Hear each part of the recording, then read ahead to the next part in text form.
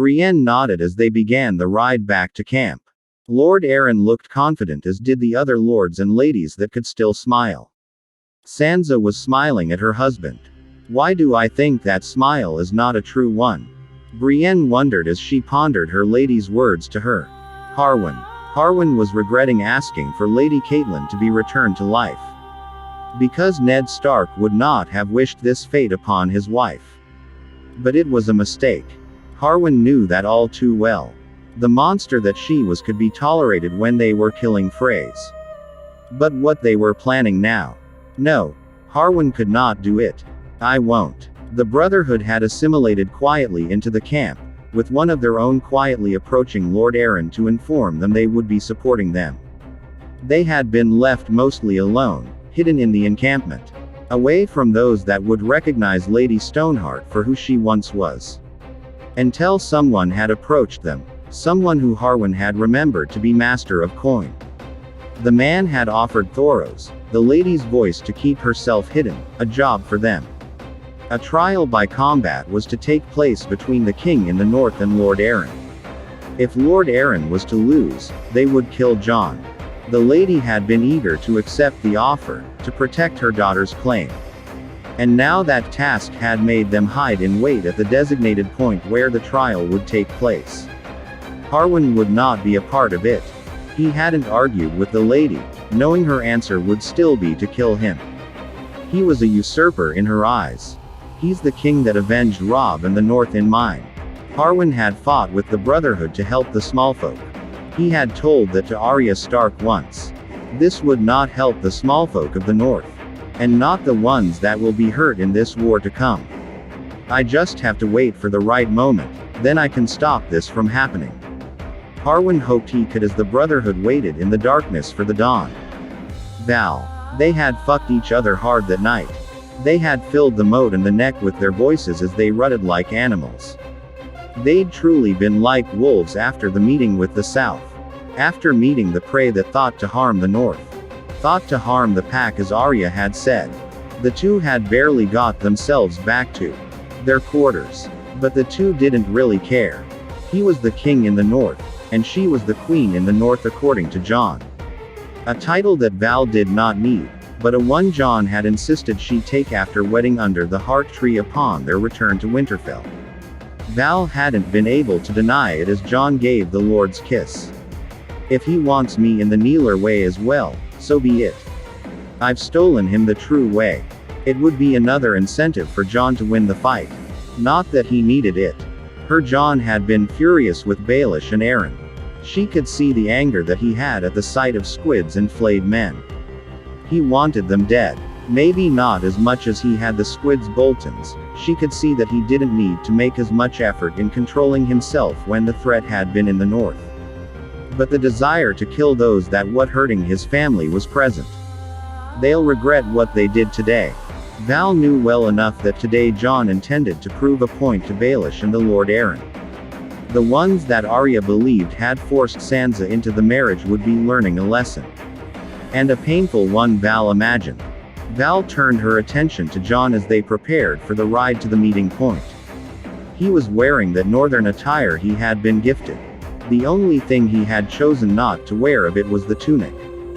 He was showing his scars, with their weirwood branch pattern. A show of the old gods returning him to life. Only the tartan banner in stark colors covered his torso.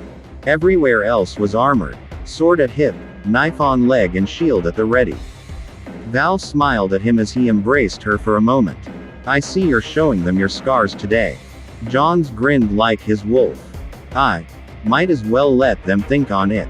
Give them more harrowing tales of the North. Val laughed. They'll have too many by the end of this day. Jon nodded. Good. I'll have them know of the North. And what we do to those that threaten it. Val smiled as she kissed him deeply. The Kneelers will remember this day if they do not want it in droves. Sansa had never liked the way her people acted when she was young. Never truly understanding why the courts of the South were frowned upon in the North. The bluntness of the North and the lack of Southern spectacle had been one of the things that had made her yearn for the South. But to see the way Northmen acted towards the game yesterday had made her regret her childish dreams of the South all the more. The complete hatred for the courtly games of the South had never been more apparent. It had been glorious. And watching John and the Northmen wipe the smirk off Baelish was worth all the hells he's put me through. Baelish had come face to face with a group of people that could not be bought or wooed by pretty words. His false promises were seen for what they are, falsities. Sansa had never been prouder of her family and to be of the North, no matter how much it put them in a dangerous position. Sansa knew that Baelish would be plotting to find a way to make things right should Lord Arryn fail to defeat the king in the north. Sansa smiled to herself at the thought as the bannermen of the Vale and Riverlands waited for Jon. I hope you kill him. Please don't die to a man who thinks he has the right to father's sword. She didn't know how this fight would end, but she hoped her brother would win. Another thing that would go against Baelish, Lord Arryn being dead too soon without an heir to the Vale. I want to thank you and Arya so much, Jon. Sansa thought sadly. But she wouldn't be able to do that. Sansa had to look like the enemy here. No matter how much it hurts. Both for her own protection and to keep Baelish happy. Until I can get rid of him anyway. Sansa would lose her family doing this, she knew that. Much when she'd seen Arya's smile. A confirmation that Arya had always been right about her. That she was no true Stark. It didn't matter. Sansa would keep the North safe from the South. She'd learned too much of the game to be useful in the North. I can only protect it from outside the North, even if this piece of the neck and Moat Cailin is all I ever see of it again. Are you all right, little cat? Great Uncle Brynden asked kindly. Sansa smiled kindly at the man. I am, Uncle. Just impatient for seeing the victor of the duel to come. Brynden raised his eyebrow then smiled wryly. I'm sure the winner will do justice for House Stark. Sansa nodded at her great uncle.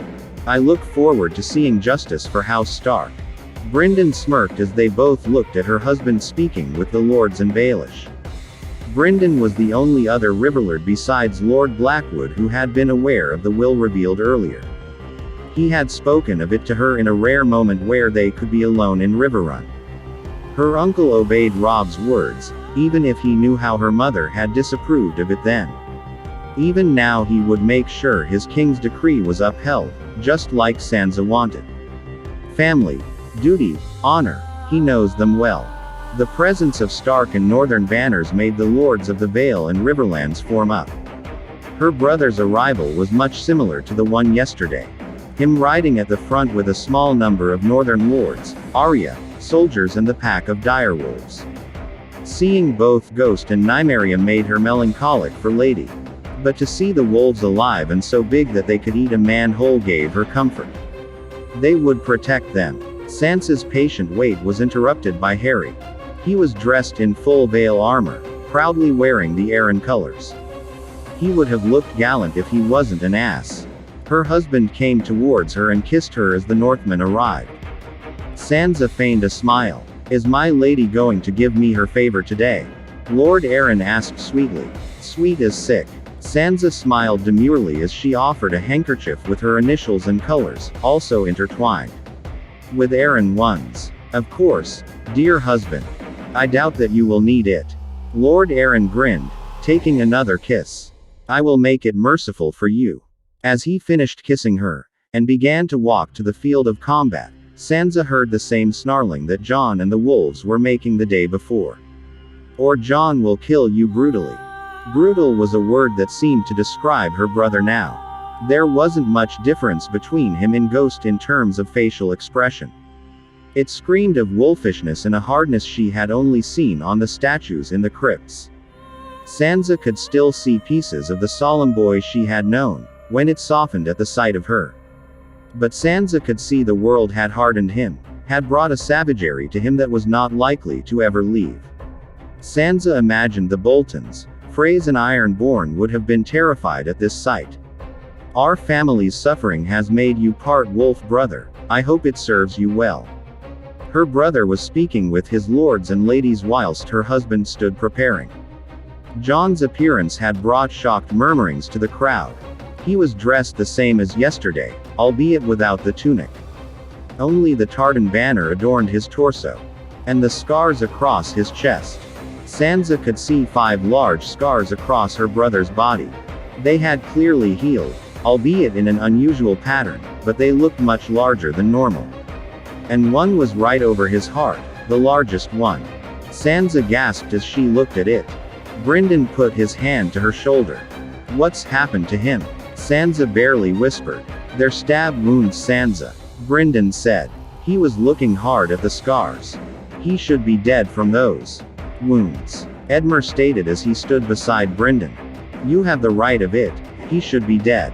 I've seen men die from less and never survive wounds like that. What happened to you, brother?" Sansa asked to herself as she stared, transfixed at the scars. Transfixed at him. In the cold she can see that her brother was breathing. His skin a slight red from exertion. His heart must be beating. He was alive. The scars looked familiar. Sansa realized. There was something about them that reminded her of something. Lord Blackwood seemed to have an answer. "They have the pattern of weirwood branches, Lady Sansa. Another symbol of home. A tattoo over his scars." Sansa asked the rivermen. They all seemed to shake their head. "I'd say your Jon Snow is touched by the old gods. Those scars have healed to look like branches of the weirwood. I've never seen anything like that." Blackwood sounded almost reverent as he said it. "He's of the first men and a follower of the old gods. He must think those scars a sign." "You think the gods healed his scars?" Sansa asked him. Blackwood looked pensively at her, then shook his head. "I think they brought him back from death. He said he fulfilled his vows." Sansa heard Edmure give a snort, but Brynden looked like he was agreeing with Blackwood. "That he did, Tytos. Who did that to you, Jon?" Sansa wondered as she took another look at the scars as her brother spoke with his lords. He seemed to have let them all murmur about them. "He wanted us to see them. Do you want us to know you died? Or do you want to show you have survived worse than Aaron can give?" Jon finally turned his attention to the Vale and Riverman. He was looking directly at Edmure. "Lord Tully," he shouted forcefully. The growl was there. Edmure looked back at her brother. He was nervous at her brother's attention. Jon looked back towards the lords, and a woman and a young man walked slowly over the field towards her and Edmure. They were also followed by a man with blonde hair, looking out into the crowd. Sansa noticed the woman was carrying a babe. She could hear it squealing. Edmure seemed to recognize her as he almost ran to meet. He was looking right at the babe. Edmure looked almost in tears as he stared at the babe and woman. Then Sansa heard a shout from Lord Piper in the crowd as he made his way to the front, shouting to the man. "Son." The 2 Pipers both hugged before breaking when the king in the north spoke to Edmure again. "Arya Stark freed your wife and child them from the twins after executing the Freys." Edmure looked at her brother. Sansa could see he didn't know how to respond. Instead, just nodding to him as the group of rivermen rejoined the crowd. Edmure taking his place again besides Brynden. This time with his wife Roslyn, child and a young lad she didn't know. Looking at the child, Sansa could see the Tully look was strong in him, clearly Edmure's son. He would have made a better hostage brother. But returning the heir to the Riverlands and House Tully won't be forgotten either, I imagine. Sansa looked towards her husband, the Vale Lords and Baelish. Her husband looked confused. Lord Royce was one of the few Vale Lords to look pleased, and Baelish looked annoyed. Sansa could guess why. The rivermen were murmuring again. Her husband decided to finally speak. "I believe it is time we begin the trial now. Are you ready, Snow?" Jon just growled at her husband, putting a shield in his left and unsheathing his sword as he made his way towards the center of the field. Her husband strutted towards the center proudly. Baelish had moved himself to her side among the mix of Vale and rivermen. Much to her displeasure, the entire group of Northmen were keeping their distance, on the opposite side of the circle that was forming around Jon and Lord Aaron. Before the trial would begin, her husband looked confident as they waited for the bout to be announced. He was holding a part of father's sword as if it was his by every right. Jon on the other hand looked predatory as he waited. He was wielding a Valyrian steel bastard sword as well according to Brynden. Quite the sight. A bastard wolf and the falcon of Arryn. Baelish said calmly as they waited for the Septon that had joined them from the quiet isle to announce the trial was to begin. It is my lord. Do you have confidence that my husband will win?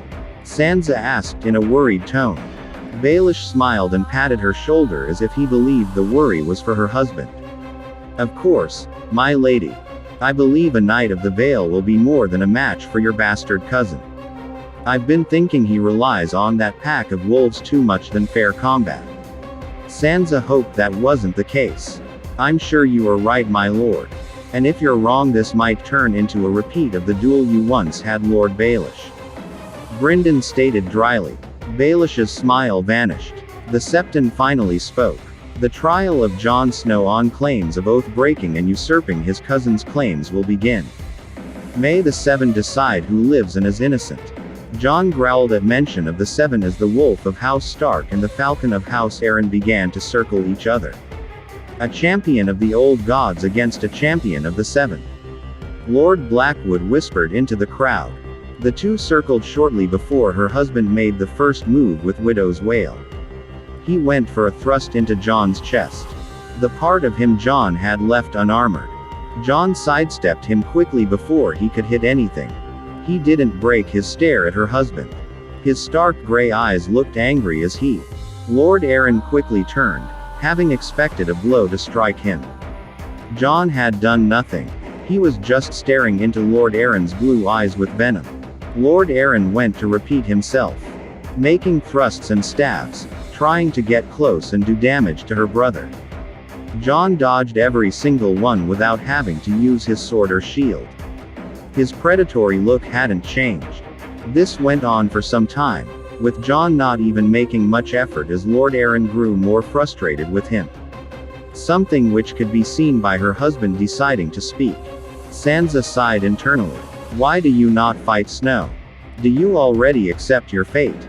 Or can you not fight without a wolf? Sansa didn't find the words charming or inflammatory. Some of Baelish's lackeys and lords in the pocket gave a cheer though. Jon didn't make a reaction towards the word. He hadn't become more hateful and angry with Harry than he already was. He simply grunted and made another dodge as her husband made another futile physical jab with Widow's Wail. I wonder why he is not fighting back. Sansa wondered as the Jon continued to avoid Lord Arryn at every turn. I think me and your husband have the right of it. He cannot fight without his wolf. Baelish said somewhat smugly. To her surprise, both Edmure and Brynden snorted. A rare thing for the two to be in complete agreement. You still don't know much about combat, Lord Baelish. Edmure said as he looked between his child and the fight. I've never seen someone as bored in a fight. Lord Arryn isn't shown much skill at all and the bastard can see that. I believe the bastard is going to prove that soon. Brynden said with a small smile. He's waiting to do something. Sansa realized as she watched Jon dodged once again. A small smile. A feral smile starting to curve his lips. Baelish's face faltered again as he returned to the fight. Her husband was growing more annoyed. A bastard and a craven too. He shouted as he aimed for a quick strike at Jon. Jon finally blocked it with his sword. The block had clearly knocked Arryn off guard as the clash of Valyrian steel final happened. Then Jon pushed back Harry Arryn's sword firmly with force. It sent Arryn backwards. Then Jon's shield smashed into Arryn's face, knocking him off balance. There was a gasp from the Vale Lords as watched Harry Arryn almost fall. Then there was another smash as Jon hammered his sword into Arryn's shield. Sansa heard a large crack and then a scream from her husband. He's broken the arm. Lord Piper exclaimed. Jon's smile erupted into a feral grin as he smashed the shield again as Lord Arryn tried to put the shield in front of him. He screamed again as the shield broke. The Northmen were cheering. Her sister loudest of all. The Jon. The Jon. The Jon. Her husband started to move away from Jon, trying to recompose himself as his shield dropped to the field. He was wielding Widow's Wail shakily. Clearly in pain. Then Jon moved in, wolfish eyes looking at Aaron like a slab of meat. His bastard sword striking Widow's wail every time. Then Jon let Aaron make an attempt at a parry. Widow's wail met the Stark shield instead. Direwolf almost eating the sword as it lodged into the shield. Then Jon pushed the shield upwards with the sword lodged momentarily. Her husband lost his grip on the sword, falling out of his hand and into the ground. Jon smashed the shield across Aaron's face. Blood splattered everywhere as her husband's teeth were knocked out. There was a lot of blood flowing from Aaron as he frantically tried to pick up the sword with his right arm, screaming unintelligible words as he did. Blood splattering out of his mouth. "Your husband's bit his tongue off there," Brynden noted. "Good. About time he shut up," Sansa thought as she started to feign tears. Jon didn't let him pick the sword up. He'd sheathed his own sword and had picked Widow's wail up. He then kicked the Lord of the Vale and sent him to the floor. Jon grabbed him by the neck and dragged him to the center. Sansa watched with fake tears in her eyes as he dragged him. Growls of Jon and the wolves behind the Northmen. Aaron was resisting on his knees. It wasn't working. Sansa looked to the northern group. Her sister was moving to the ring with a wooden block. The block brought her back to King's Landing on that horrible day. "He's going to execute him," she screamed in mock terror as she feigned an attempt at going to her husband. The lords grabbed her to stop it. They knew a trial by combat was binding. Baelish's face looked distraught. Jon pushed Aaron onto the block with his shield. Her husband was screaming blood out of his mouth. There was too much blood and not enough teeth for him to say yield. "Not that Jon will let him. He's going to give me justice." Jon took the shield off, looked at Aaron angrily, then swung her father's Valyrian steel sword into hairy Aaron's neck. The head dropped off instantly. Jon hadn't even broken a sweat in the entire fight. It was effortless. The crowd had turned silent. Then the Septon spoke. "The gods declare Jon Stark, the king in the north, innocent of all crimes." Sansa feigned a pained wail as Baelish's face turned to a beautiful, scornful frown. Arya. Harry Aaron's execution by Jon was something the Northmen had been happy to see. He'd turned a trial by combat into an execution by the old way. And the Vale and Rivermen were honor-bound to obey the outcome. Arya and Jon doubted they would keep their word on that matter. The Northmen had just killed the Lord of the Vale, for all that he was using Sansa and threatening the North. Lord Baelish had a mixture of fury, annoyance and nervousness on his face as her brother proved himself the king in the North. It was beautiful. He wasn't the only one that was displeased. The Vale lords were not happy at all as Lord Aaron's head rolled onto the field as her sister made fake wails of grief. Her sister made a great mummer, the Vale and Rivermen seeming to believe every tear. Arya knew better though. Every tear was either fake or a tear of joy. Sansa Stark wanted that outcome. And sadly, she wanted to stay with the lords of the Vale and Riverlands.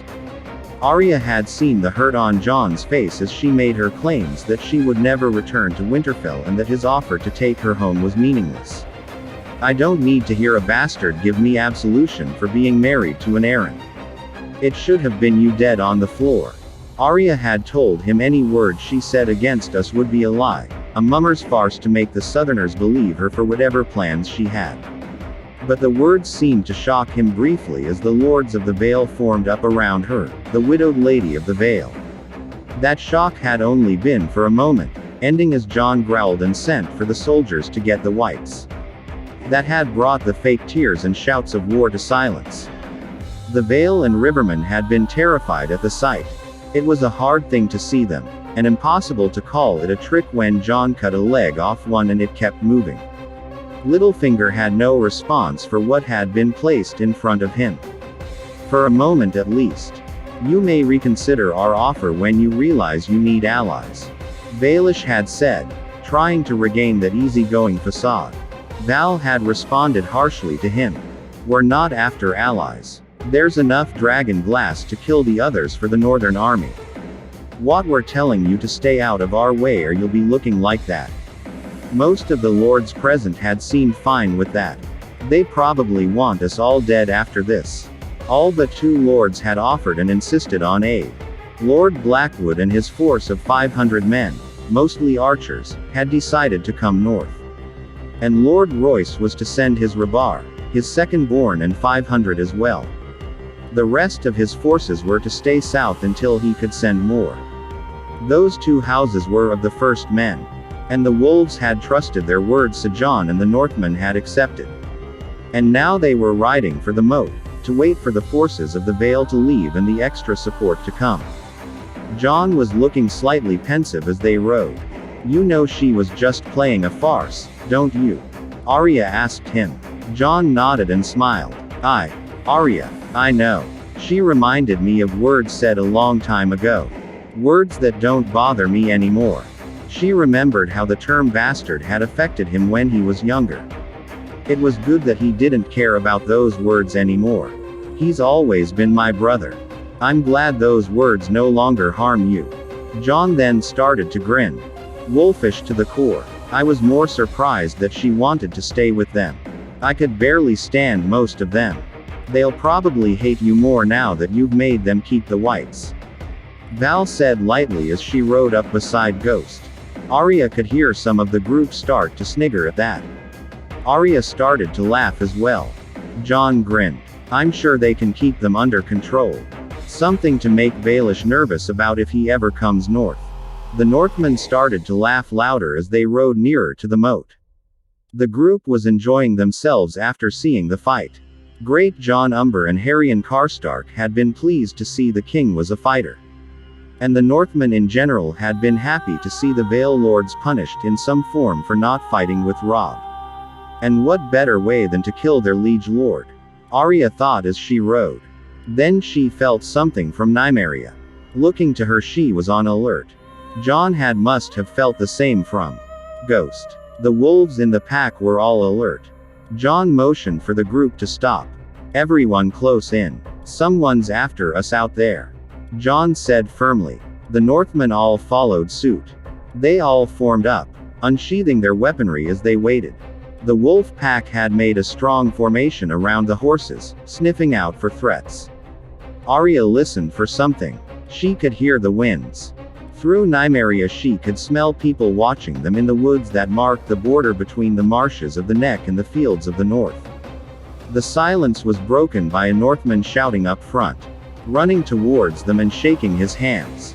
"Ambushers!